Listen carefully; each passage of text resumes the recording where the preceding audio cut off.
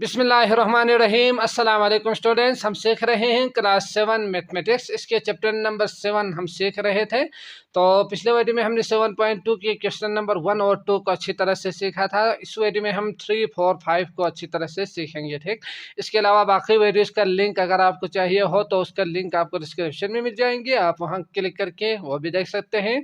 शुरू करते हैं। क्वेश्चन नंबर 3 है ऑन ए कोऑर्डिनेट प्लेन। तो आपने क्या करना है, कोऑर्डिनेट प्लेन लेनी है, इसके ऊपर X axis Y axis draw कर देनी है, तो ये कोऑर्डिनेट प्लेन बन जाएंगे, है ना।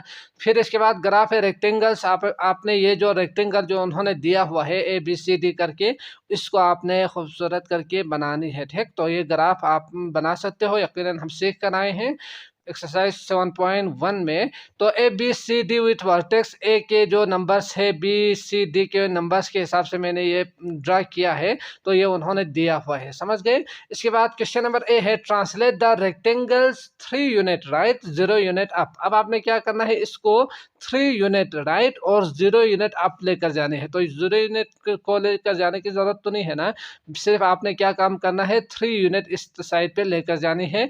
तो आप समझ सकते हैं कि अगर मैं इसको 3 यूनिट इस साइड पे लेकर जाऊं तो 1 2 3 ये पॉइंट यहाँ पे आएंगे, ये पॉइंट 3 आगे जाएगा, ये पॉइंट भी, ये पॉइंट भी। तो इस तरह से हमारे पास 3 यूनिट राइट की तरफ लेकर जाएंगे तो कितना होंगे, 1 2 3। ये ए पॉइंट यहाँ पे आएंगे, जिसके लिए अगर मैं नाम दे रहा हूँ ए डैश, और इसी तरह बी पॉइंट जो है वो कहाँ पे आएंगे, 1 2 3, तो यहाँ पे आएंगे, ठीक, बी देश जिसे आप नाम दे सकते हैं।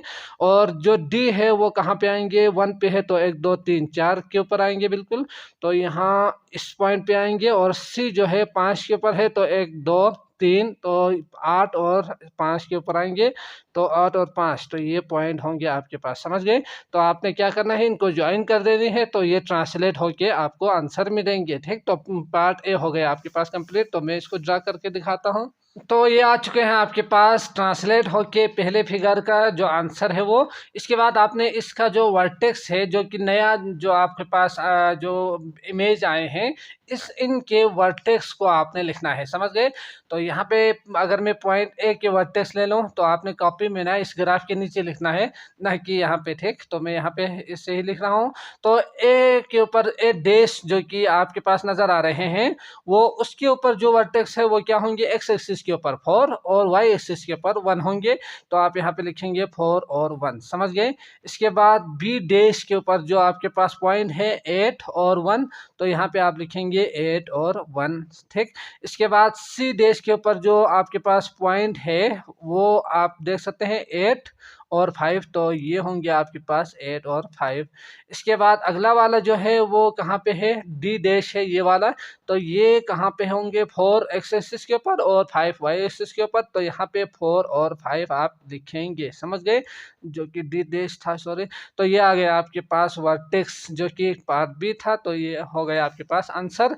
इसके बाद अगला है 4। तो सवाल है आपके पास 4 draw the graph of A B C D. तो आपने A B C D graph बनानी है, जो कि उन्होंने पॉइंट खुद दिया हुआ है, bye connecting the following points alphabetically. यानी आपने क्या करना है, अल्फाबेट के हिसाब से ए को बी के साथ, बी को सी, सी को डी, डी को आपने क्या करना है, ए के साथ इस तरह से ज्वाइन कर देनी है, समझ गए। तो ये उन्होंने कहा है, तो यकीनी बात है आपने पॉइंट पहले आपको पता होना चाहिए कि कहाँ पे है। तो इसके लिए आपने क्या करना है, ग्राफ पे इस तरह से नंबर्स लिखने हैं।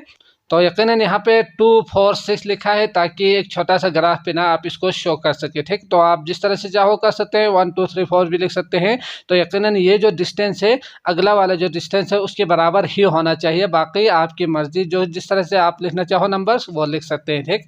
तो यहाँ पे आप देख सकते हैं पॉइंट ए है -10 और -10, दोनों -10 है, तो यहाँ पे -10 एक्स एक्सिस के ऊपर और वाई एक्सिस के ऊपर भी -10, तो ये होंगे आपके पास ये पॉइंट, ठीक। तो अगर मैं ठीक हूँ तो ये पॉइंट ही होंगे।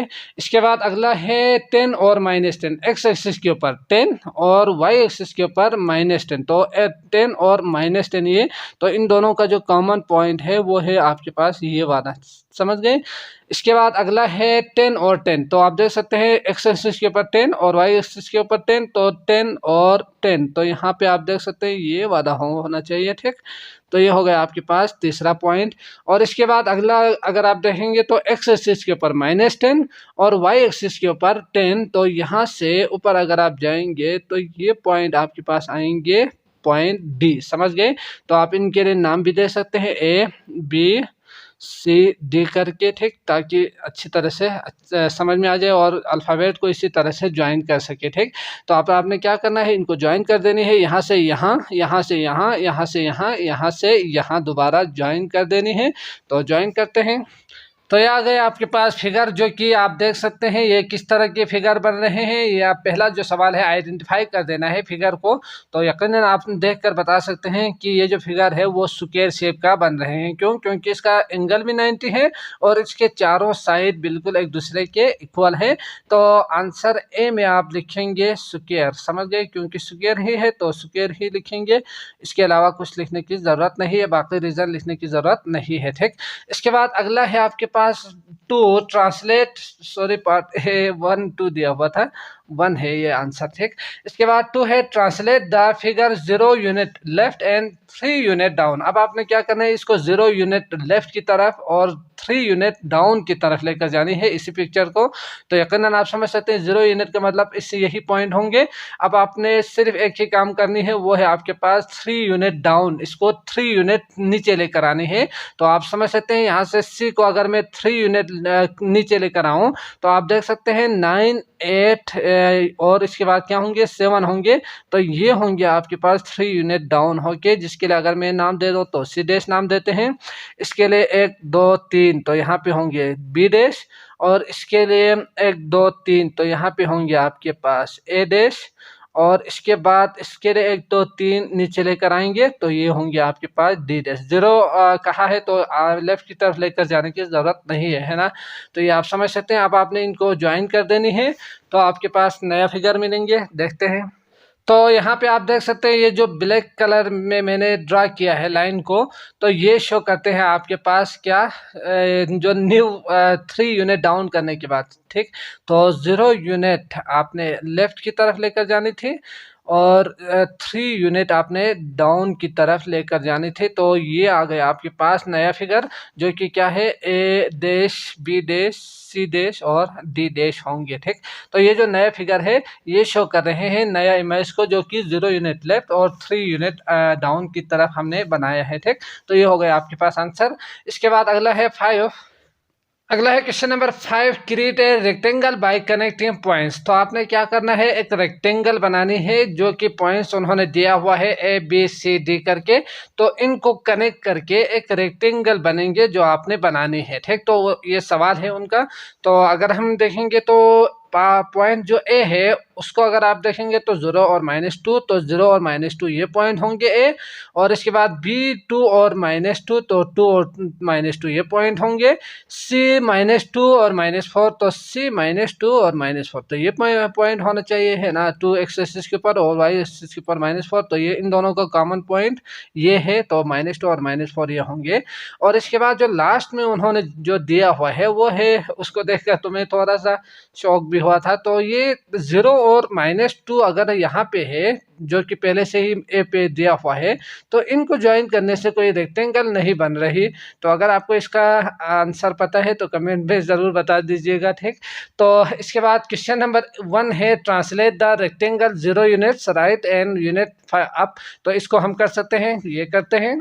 तो आपने क्या करना है, 0 यूनिट राइट की तरफ, तो 0 यूनिट राइट की तरफ लेकर जाने की ज़रूरत नहीं है, यही ही होंगे 0 यूनिट। अब आपने क्या करना है, 5 यूनिट अप की तरफ लेकर जाना है इन तमाम पॉइंट्स को, ठीक। तो यकीनन पहले हम इनको ज्वाइन करते हैं, थोड़ा सा शक्ल बनाते हैं।